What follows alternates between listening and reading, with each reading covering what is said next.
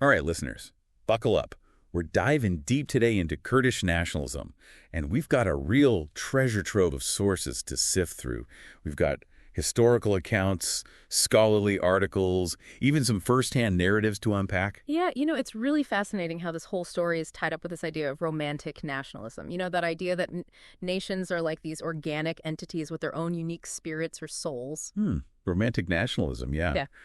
It's like ringing a bell from those hazy history lectures, but maybe you can give us like a quick recap. Like, what's the big deal with romantic nationalism in this case? Okay, so picture this, right? You've got like the lead up to World War I. All these major powers are scrambling, right? They're looking for any way to get an advantage, and they hit on this idea, they realize they can actually like weaponize this idea of nationalism, stir it up within their rivals' territories to create like all this internal unrest and weaken them from the inside out. Whoa, so basically like turning a country's own people against it. That's some pretty hardcore strategy. Exactly.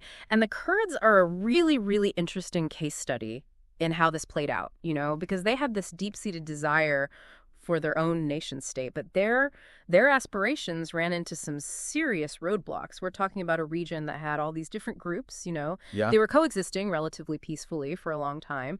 And then you've got Armenian nationalists also laying claim to the same territory. So it sounds like a recipe for tension right off the bat, right? You've got all these different groups all vying for the same piece of land.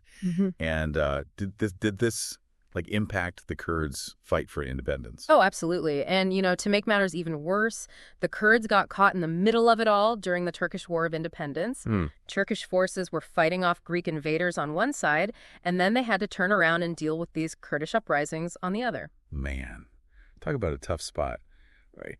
So where do we even begin to untangle this whole story of Kurdish nationalism with all this going on? Well, to really get to the roots of it, we have to go back to this key figure, this Sheikh Ubadallah of Neri. He's a leader who emerges in the late 19th century and really kind of kicks things off. Okay, so what made him different from like other Kurdish leaders at the time? I mean, weren't they all kind of pushing for more freedom and autonomy? Sure, yeah. Many Kurdish leaders before him, they fought for autonomy within these existing empires. But Ubadallah, he was different. He had this vision, this grand vision for a totally independent Kurdistan, like a nation state completely separate from the Ottoman Empire. Whoa, that's a bold vision. Do we have any clues about what was going on in his head? Like, what was he thinking? We do. There's this letter he wrote to a British official back in 1880, and in it he passionately declares that the Kurds are, and I quote, a people apart with their own distinct laws and customs. Basically all the hallmarks of a separate nation. Wow, that's powerful stuff. He was really like laying the groundwork for a distinct Kurdish identity. Absolutely. And he was very smart about how he went about it. Ubaydallah, he was a sheikh of the Naqshbandi Sufi order. And he skillfully used his religious authority to rally support for his political goals. And by the way, this whole merging of faith and national identity, this is something we're going to see popping up again and again throughout this story. So he was really tapping into that idea of a national spirit, right? Like that whole romantic nationalism thing. Exactly. And he wasn't just all talk. He actually launched this daring military campaign. He tries to expand his territory into Iran. And wow, that's a big move. So how did that go for him? well, unfortunately, not very well. And this is where, remember that international dimension we talked about earlier? Right. This is where that comes back to bite him. The European powers, Russia, they all had their own interests in the region. And they were all really wary of a strong, independent Kurdish state. So they saw him as a threat, basically. They did. They were worried that a Kurdish state would upset the balance of power, so they actively worked to undermine his campaign. And eventually they forced him into exile. He dies in Mecca, His dreams of an independent Kurdistan go unrealized. Man, that's a tragic end. But did his efforts, did they have any kind of lasting impact? Did he at least move the needle on Kurdish nationalism? He did. Ubadallah's movement, it might have failed in the short term, but it planted these seeds, and those seeds would blossom later on. His vision, that whole blend of religious and national identity, his bold actions, all of that really resonated with future generations of Kurds and helped shape the trajectory of their struggle. It's amazing how even movements that don't succeed can still have like this ripple effect throughout history. Yeah. So with Ubadallah out of the picture, what happens next? Where do we go from here? Well, next we're going to see how the Ottoman Empire tries to assert its control in this whole volatile region. And they end up creating this force that has some pretty serious unintended consequences for the Kurds. We're talking about the Hamidi Light Cavalry regiments. Ooh, the Hamidi cavalry. Okay, that sounds intriguing. The plot thickens. I'm ready to hear more. So, yeah, last time we were talking about Sheikh Ubadallah, Ah, right? And his big dreams of an independent Kurdistan and how it didn't really work out. yeah, it was a pretty dramatic end for him. So what happens next? How does the Ottoman Empire react to all this Kurdish nationalism bubbling up? Well, they basically freak out a little bit, right? You got to remember, it's the late 19th century. The Ottoman Empire is not exactly in its prime. Yeah. They've got Armenian uprisings to deal with. The British are meddling everywhere. And on top of all that, they've got this growing sense of Kurdish nationalism that they really want to get under control. And so they come up with this kind of this plan, this idea to create this special force. And that's where the Hamidi Light Cavalry regiments come in. You mentioned them earlier. Bingo, the Hamidi cavalry. Well, it was definitely a force to be reckoned with. Let's just put it that way. Okay, but what exactly was it? Was it like their secret weapon or something? Sort of. I mean, it was definitely a gamble, that's for sure. So you've got Sultan Abdulhamid II, the ruler of the Ottoman Empire at this time, and in 1891, he gives the green light to create these regiments, right? And they were mainly made up of Kurdish tribesmen, and they were armed to the teeth and trained to serve the Sultan. So the Ottomans are basically arming the very group they're trying to control. Seems kind of risky, doesn't it? It was a huge risk. Their thinking was that, okay, Kurds, they're known for being tough warriors. They know the land like the back of their hand, right? So why not use that to our advantage? They thought, if we give certain Kurdish tribes, some power, some prestige, we can make them loyal to us, right? They'll be a buffer against threats from outside, and they'll help us keep those pesky nationalists in check. So it's like keep your friends close and your potential enemies closer. Yeah, exactly. But here's the thing, right? This whole plan, it backfires spectacularly, big time. And this is where things get really juicy. Instead of, putting a lid on Kurdish nationalism, the Hamidi actually ends up making things a whole lot worse. Wait, I thought you said these regiments were made up of Kurds. So how do they end up causing problems for the Kurds themselves? Well, see, the Ottomans, they weren't exactly fair in how they recruited for these regiments. They basically played favorites, big time.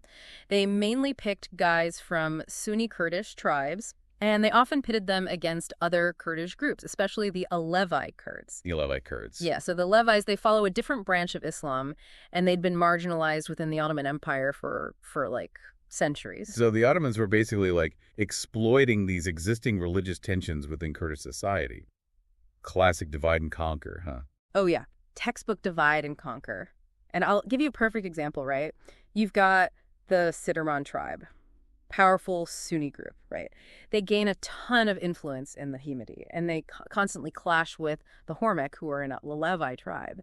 And this leads to all this violence, this deep resentment that festers for years. So instead of uniting the Kurds, the Hamidi ends up driving a wedge between them.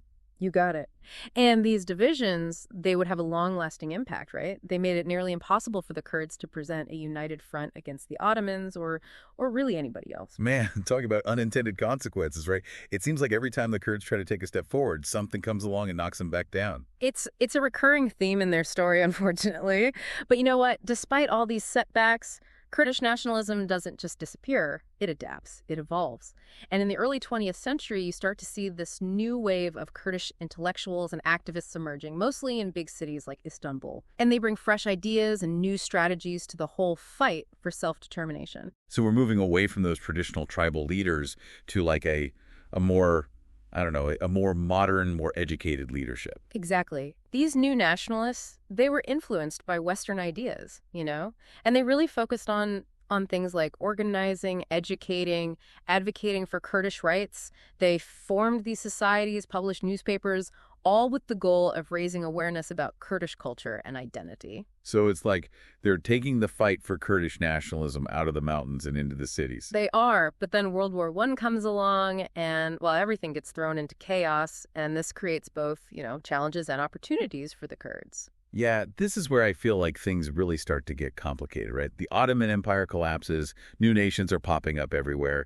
What does all this mean for the Kurds and their dream of independence. That, my friend, is the million-dollar question. And that's exactly what we're going to explore next time. We'll see how the Kurds navigate the aftermath of the war, that brief glimmer of hope for an independent Kurdistan, and the rise of a new and very powerful force in the region.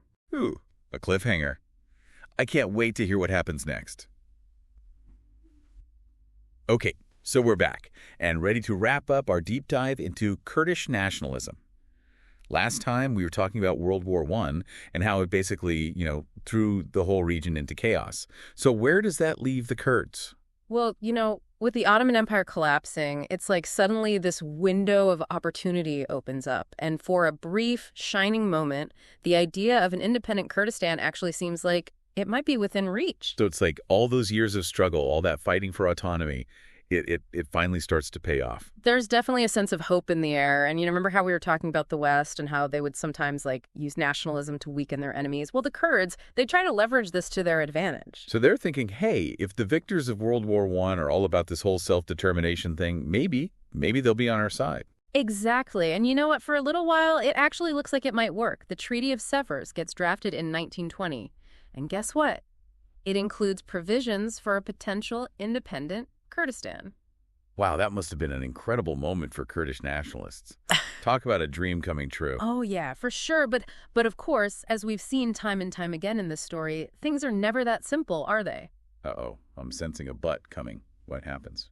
Well, Turkish nationalism starts to gain momentum, right? And under the leadership of this guy, Mustafa Kemal Ataturk, they push back hard against the whole idea of losing any of their territory. And that includes the areas claimed by the Kurds.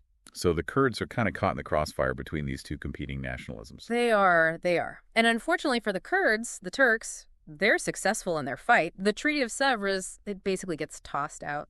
And a new treaty gets drawn up, the Treaty of Lausanne in 1923. And I'm guessing that new treaty doesn't exactly grant the Kurds their independence, does it? Nope, it does not. Kurdish hopes for a unified, independent state, they're dashed once again. And their lands, they end up divided, split between Turkey, Iran, Iraq, and Syria. And that's pretty much the situation we're still dealing with today. It's heartbreaking when you think about it. All that hope, all that potential just crushed. So what happens to the Kurdish nationalist movement after this? Do they just, give up? Oh, no, not at all. I mean, that desire for self-determination, that never goes away. But the struggle, it becomes even more fragmented. The Kurds are now dealing with multiple governments, and each one has its own policies, its own approach to the Kurdish population. So instead of one big fight for independence, it becomes all these smaller, localized struggles. Exactly. It's a complex situation, a real tangled web of internal divisions, external pressures, shifting alliances. You've got uprisings, you've got brutal crackdowns, and then you've got these brief moments where it seems like maybe, just maybe, things are starting to improve. It's a story that's still unfolding today. Well, this whole deep dive it's been quite a journey, We've gone from those early stirrings of Kurdish nationalism through those really complex international dynamics of World War I and right up to the present day. It's been a real roller coaster. It has. But I think it speaks volumes about the enduring power of national identity, right? This unwavering pursuit of self-determination, even in the face of incredible odds. And, even though the Kurds have faced countless setbacks, I think it's safe to say their story is far from over. Yeah. So as we wrap up, what should we be keeping in mind as we continue to learn about this topic about Kurdish nationalism? Well, I think the most important thing is to remember that this is a complicated story with many sides, many perspectives. You can't just boil it down to simple narratives. You've got to dig deeper. You've got to explore all those different viewpoints and try to understand the nuances of this ongoing struggle. I think that's great advice. And, what's really struck me throughout all this is it's the resilience of the Kurdish people. Yeah. I mean, despite all the hardships, all the disappointments, they never gave up on their identity. They never gave up on their dream. And that's truly inspiring. Absolutely. The Kurdish story is a perfect reminder that history is never a straight line. It's full of twists and turns, unexpected outcomes, and this constant push and pull between individual actions and larger historical forces. And when it comes to the Kurds, well, their story is still being written. That's a great point. Well, this has been a truly fascinating deep dive into Kurdish nationalism. Thanks for joining us on this journey, listeners. Until next time, keep those minds curious and remember, there's always more to explore.